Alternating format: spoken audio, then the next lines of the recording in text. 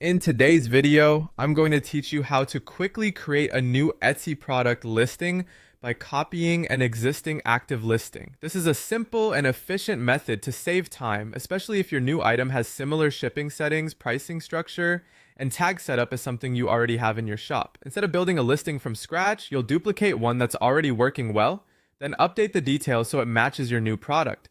To begin, open Google Chrome and go to your Etsy Shop Manager dashboard.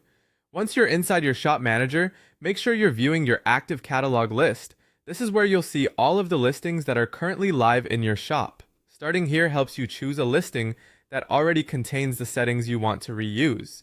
Next, find an active item listing that closely matches the new product you want to create. Look for something with similar shipping rules, a comparable price range, and tags that are likely to overlap with your new item. Choosing a strong match at this stage will reduce the amount of editing you need to do later and make the whole process much faster. Once you've found the right listing, look directly beneath that item card for the gear-shaped options icon, click it, and from the menu that appears, choose Copy. This will generate a duplicate of the existing listing, carrying over the structure and configuration from the original. It's a great shortcut because most of the setup work is already done for you.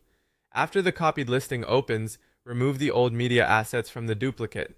This means deleting the previous product photos, so there's no confusion between the original item and the new one you're creating.